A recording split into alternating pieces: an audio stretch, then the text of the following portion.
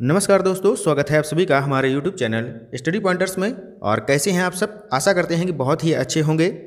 तो यहाँ पर हम आपके लिए लेकर आ चुके हैं एक इम्पॉर्टेंट लेक्चर सीटेट एग्ज़ाम के लिए। और जिस टाइप के क्वेश्चन आपके पूछे जा रहे हैं सीटेट एग्ज़ाम में, चाहे वो फर्स्ट शिफ्ट में हो या फिर सेकेंड शिफ्ट में, तो उसी के टाइप से बिल्कुल हूबहू यहाँ पर हम आपके लिए क्वेश्चन लेकर आए हैं। तो वीडियो को ध्यान से देखिएगा और ये आपको हेल्पफुल होने वाला है जो आगे आपके सीटेट के एग्ज़ाम आने वाले हैं।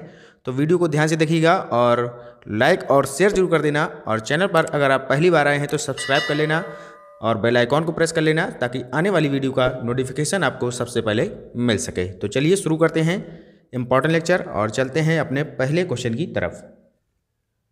तो पहला क्वेश्चन आपसे पूछा गया है कि इरफान खिलौनों को तोड़ता है और उसके पुर्जों को देखने के लिए उन्हें अलग अलग कर देता है, तो आप इसमें क्या करेंगे?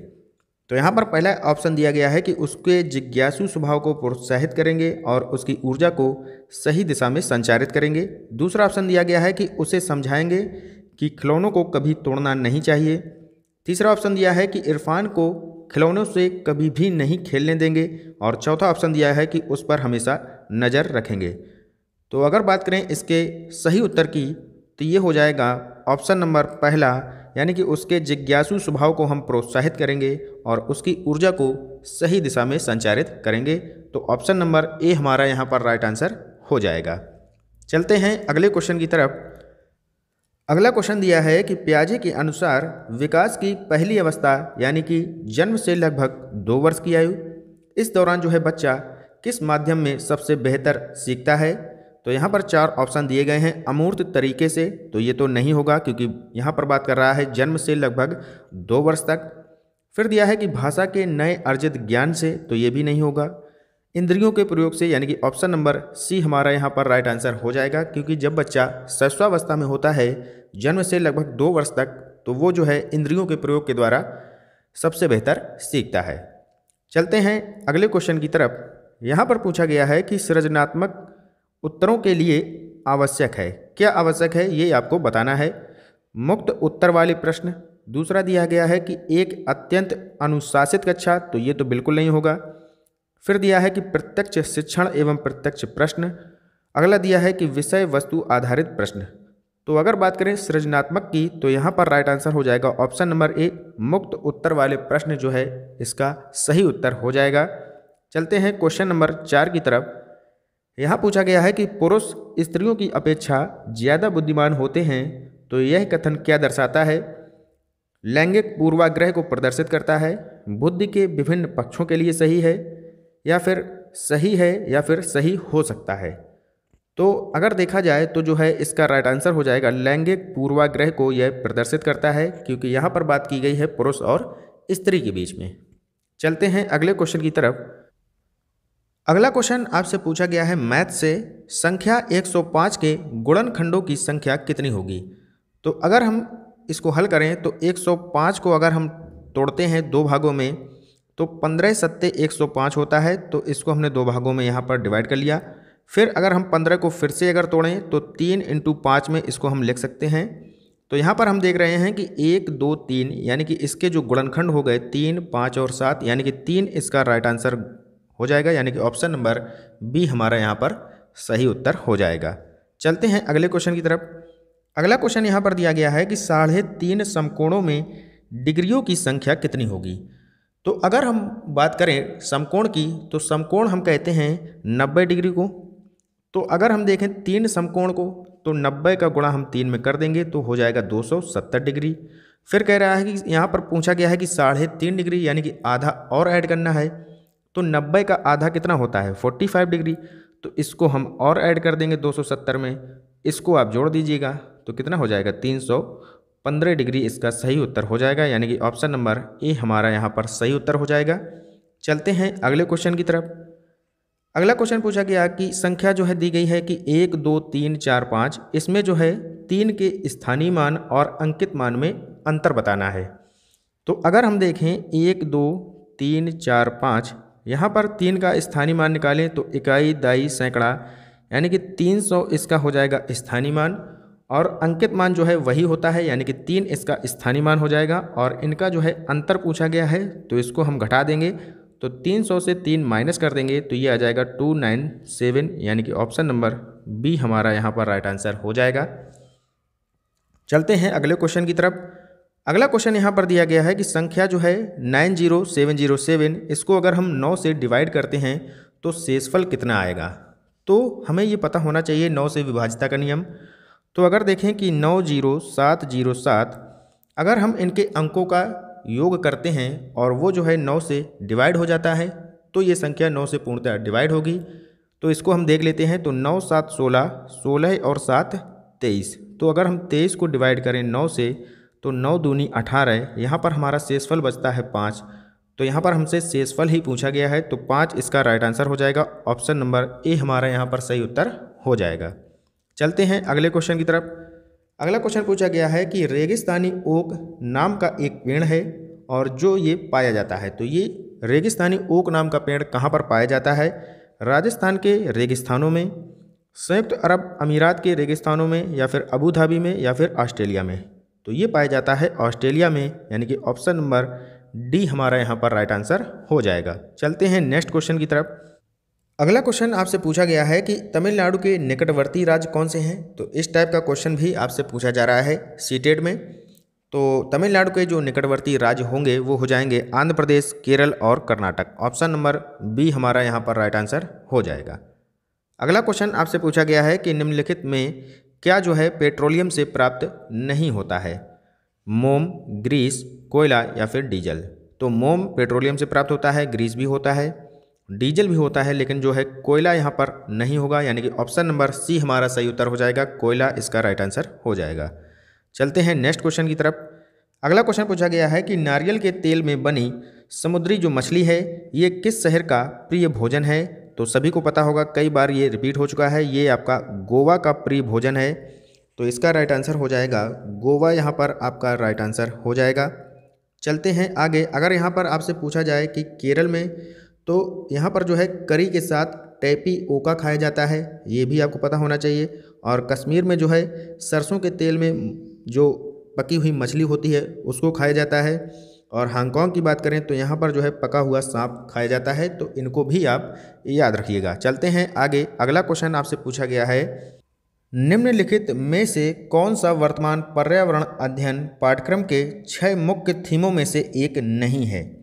तो आपको यहाँ पर 6 मुख्य थीम यहाँ पर पता होनी चाहिए। पहली दी गई है आवास, दूसरा है हम चीज़ें कैसे बनाते हैं, तीसरा है काम और खेल, और चौथा दिया है भोजन।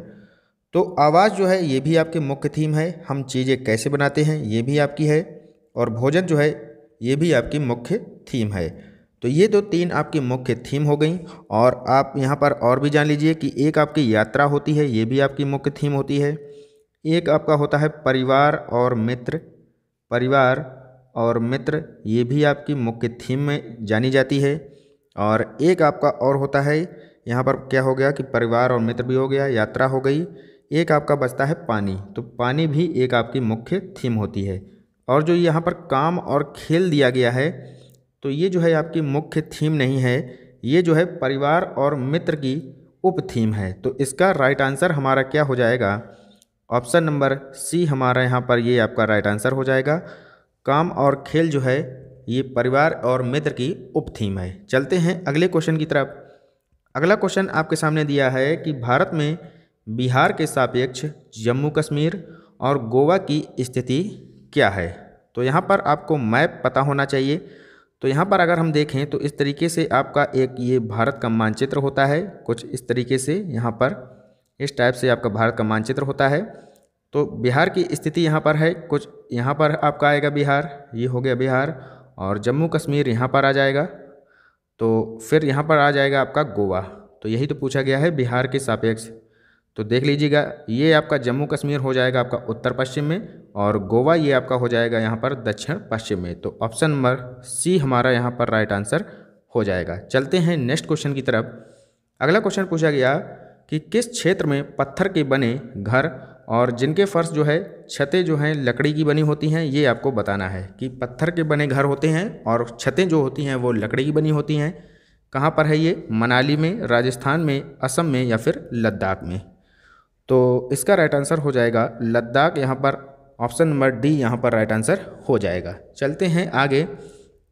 और अगर यहाँ पर बात करें राजस्थान में घर कैसे होते हैं, तो यहाँ पर मिट्टी के घर बने होते हैं और उसमें गोबर से लीपा जाता है। मनाली की अगर हम यहाँ पर बात करते हैं तो पत्थर या लकड़ी से भी यहाँ पर बने घर होते हैं। ठीक है, ढालू वाले जो ढालू छतों वाले होते हैं तो आपको पता होगा। और असम की अगर बात करें तो असम में जो है बांस के जो है खम्भों पर जो है घर बनाए जाते हैं आपके, तो ये आपको पता होना चाहिए। चलते हैं आगे। अगला क्वेश्चन घटपर्णी पौधा से पूछा गया है कि यहाँ पर घटपर्णी पौधा जो है वो हम किसे कह सकते हैं। तो 4 ऑप्शन दिए गए हैं। पहला दिया गया है कि कीड़े मकोड़ों को आकर्षित करने के लिए उच्च तारत्व की ध्वनियाँ निकालता है ये। इसका जो है मुँह छोटी छोटी कटियों से बना होता है या फिर ढका होता है। या फिर ये अगला ऑप्शन दिया है कि भारत में नहीं पाया जाता है। और चौथा ऑप्शन दिया है कि मेढकों, कीड़ों मकोड़ों और चूहों की चालाकी से इसको ये खा जाता है। तो यही इसका राइट आंसर हो जाएगा। ये जो है मेढकों, कीड़ों मकोड़ों को चालाकी से फंसाकर खा जाता है। ऑप्शन नंबर डी हमारा ये राइट आंसर हो जाएगा। क्योंकि जो घटपर्णी पौधा होता है इसका जो है जो इसकी बनावट होती है पत्तियों की वो कुछ सुराही के आकार की होती है, ये भी आपको पता होना चाहिए। चलते हैं अगले क्वेश्चन की तरफ। अगला क्वेश्चन पूछा गया है कि निम्नलिखित में से कौन सा पक्षी कैक्टस पौधे के कांटों के बीच अपना घोंसला बनाता है। तो कौन सा पक्षी जो है कैक्टस पौधों के बीच अपना घोंसला बनाता है। फाख्ता, शकरखोरा, बया या फिर कलचड़ी। तो इसका राइट आंसर हो जाएगा फाख्ता। और फाख्ता को हम कबूतर के नाम से जानते हैं, तो ये भी आपको पता होना चाहिए। फाख्ता किसे कहा जाता है, तो ये कहा जाता है कबूतर को। चलते हैं अगले क्वेश्चन की तरफ। अगला क्वेश्चन है कि बगुला भैंस पर बैठता है क्योंकि 4 ऑप्शन दिए गए हैं। बगुला भैंस को डराना चाहता है, बगुला मनोरंजन के लिए भैंस पर बैठता है, तो ये भी नहीं होगा, दोनों बेकार हैं ऑप्शन। तीसरा ऑप्शन है कि बगुला भैंस में सहजीवी का संबंध है, तो यही हमारा सही उत्तर हो जाएगा। बगुला और भैंस में जो है सहजीवी का संबंध होता है। चलते हैं नेक्स्ट क्वेश्चन की तरफ। तो यहाँ पूछा गया है कि भाषा के अभिव्यक्तात्मक कौशल है, तो यहाँ पर कौन सा जो है अभिव्यक्तात्मक कौशल है। सुनना, बोलना। दूसरा दिया गया है बोलना और लिखना। तीसरा है पढ़ना लिखना और चौथा है सुनना और पढ़ना। तो इसका राइट आंसर हो जाएगा बोलना और लिखना जो है ये हमारा यहाँ पर राइट आंसर हो जाएगा, यानी कि ऑप्शन नंबर बी इसका सही उत्तर हो जाएगा। चलते हैं नेक्स्ट क्वेश्चन की तरफ। यहाँ पूछा गया है कि कार्य शब्द का तद्भव रूप क्या होगा। सेवा, कारज या फिर काज या फिर ऑप्शन नंबर डी काम। तो अगर बात करें कार्य की तो कार्य का जो है तद्भव हो जाएगा, ये हो जाएगा काज, यानी कि ऑप्शन नंबर सी इसका सही उत्तर हो जाएगा। चलते हैं अगले क्वेश्चन की तरफ।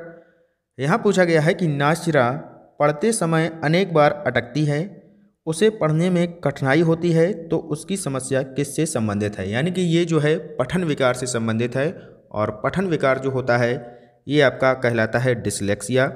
और अगर यहाँ पर बात करें डिस्ग्राफिया की तो ये संबंधित होता है लेखन संबंधी जो है विकार होता है उससे ये संबंधित होता है। चलते हैं अगले क्वेश्चन की तरफ। अगला क्वेश्चन है कि लेखनम एका प्रक्रिया इति मन्यते चेत, यानी कि संस्कृत में यहाँ पर पूछा गया है कि लेखन जो है एक तरीके से प्रक्रिया है। और इसमें जो है पूछा गया है कि किम नास्ति अत्यावश्यक भागा, इसका जो है कौन सा भाग अति आवश्यक नहीं है। कौन सा नहीं है। मूल्यांकन, संपादन, प्रारूप निर्माण या फिर पुनरालोकन। तो इसका जो है अति आवश्यक कौन सा भाग नहीं होगा, ये हो जाएगा मूल्यांकन, इसका अति आवश्यक भाग नहीं होता है। तो ऑप्शन नंबर ए हमारा यहाँ पर राइट आंसर हो जाएगा। चलते हैं अगले क्वेश्चन की तरफ। यहाँ पूछा गया है कि पानी के अंदर वायु का बुलबुला किस तरह कार्य करता है। तो ये जो है कार्य करता है अवतल दर्पण के रूप में, यानी कि अंदर अगर आपसे पूछा जाए पानी के अंदर जो है ये करता है अवतल दर्पण की भांति, और पानी के बाहर अगर पूछा जाए तो वो करता है उत्तल दर्पण की भांति। उत्तल हो जाएगा, यानी कि ऊपर अगर कर रहा है तो ऊ से हो जाएगा उत्तल, और अंदर अगर कर रहा है तो आ से आपका अवतल। तो ये आपकी याद करने की ट्रिक हो गई, इससे आप याद कर लीजिए। चलते हैं आगे। अगला क्वेश्चन पूछा गया कि निम्नलिखित में से कौन सा ऊर्जा का गैर परंपरागत स्रोत है। ईंधन, प्राकृतिक गैस, सौर ऊर्जा या फिर कोयला। तो ये हो जाएगा सौर ऊर्जा, इसका राइट आंसर हो जाएगा। चलते हैं अगले क्वेश्चन की तरफ। अगला क्वेश्चन आपसे पूछा गया कि विशेष रूप से निर्मित टैंकों और तालाबों में मछली का प्रजनन कहलाता है? क्या कहलाता है? सेरीकल्चर, विटीकल्चर, हॉर्टिकल्चर या फिर पिसीकल्चर? तो ये तो सभी को पता होगा, ये कहलाता है पिसीकल्चर। ऑप्शन नंबर डी यहाँ पर राइट आंसर हो जाएगा। और सेरीकल्चर क्या होता है? ये आपका कहलाता है रेशम कीट पालन। और विटीकल्चर कहलाता है अंगूर की खेती से संबंधित है ये। और हॉर्टिकल्चर जो है फलों और सब्जियों से संबंधित है। चलते हैं अगले क्वेश्चन की तरफ। अगला क्वेश्चन आपसे यहाँ पर पूछा गया है कि निम्नलिखित में से किसको भारत में राज्य का पहला नागरिक कहा जाता है? राष्ट्रपति को, प्रधानमंत्री को, मुख्यमंत्री को या फिर राज्यपाल को? तो यहाँ पर राज्य का पहला नागरिक आपसे पूछा गया है, तो इसका राइट आंसर हो जाएगा राज्यपाल। अगर यहीं पर राष्ट्र का पूछा जाता, राष्ट्र का पहला नागरिक, तो आपका उत्तर हो जाता राष्ट्रपति। चलते हैं अगले क्वेश्चन की तरफ। मुख्यमंत्री को कौन नियुक्त करता है? यहाँ पर पूछा गया है कि मुख्यमंत्री को कौन नियुक्त करता है? राष्ट्रपति, प्रधानमंत्री, राज्यपाल या फिर उच्च न्यायालय के मुख्य न्यायाधीश? तो मुख्यमंत्री की नियुक्ति करता है राज्यपाल। और किस अनुच्छेद के अंतर्गत करता है? तो ये करता है 163 आर्टिकल के अंतर्गत। चलते हैं अगले क्वेश्चन की तरफ। यहाँ पूछा गया है कि कृष्ण राज सागर बांध निम्नलिखित नदियों में से किस पर बनाया गया है? महानदी पर, कावेरी पर, गोदावरी पर या फिर कृष्णा नदी पर? तो कृष्ण राज सागर जो बांध है ये कावेरी नदी पर बनाया गया है। अगर आपसे महानदी पर पूछा जाए तो महानदी पर आपका बनाया गया है हीराकुंड बांध, और ये जो है सबसे बड़ा बांध है आपका। और गोदावरी की अगर बात करें तो इस पर बनाया गया है आपका श्री राम सागर बांध। और कृष्णा नदी की अगर बात करी जाए तो इस पर बना है आपका नागार्जुन सागर बांध। चलते हैं अगले क्वेश्चन की तरफ। यूराल पर्वत अलग करता है, किसको अलग करता है? अफ्रीका और यूरोप को, उत्तरी अमेरिका और दक्षिणी अमेरिका को, या फिर अफ्रीका और एशिया को, और या फिर यहाँ पर ऑप्शन डी दिया है कि एशिया और यूरोप को? तो इसका राइट आंसर हो जाएगा एशिया और यूरोप को जो है यूराल पर्वत अलग करता है। और इसे जो है हम काकेशस पर्वत के नाम से भी जानते हैं, किसे? यूराल पर्वत को। चलते हैं आज के अंतिम क्वेश्चन की तरफ। यहाँ पूछा गया है कि वायुमंडल की निम्नलिखित परतों में से कौन सी परत हवाई जहाज उड़ाने के लिए सबसे आदर्श है? क्षोभमंडल, मध्यमंडल, आयनमंडल या फिर समताप मंडल? तो इसका राइट आंसर हो जाएगा समताप मंडल। ऑप्शन नंबर डी हमारा यहाँ पर राइट आंसर हो जाएगा। और समताप मंडल में ही आपकी ओजोन लेयर भी पाई जाती है, तो इसे भी आप याद रखिएगा। तो ये था आज का हमारा इम्पॉर्टेंट लेक्चर। तो मिलते हैं नेक्स्ट वीडियो में। Good bye, have a nice day. जय हिंद, जय भारत।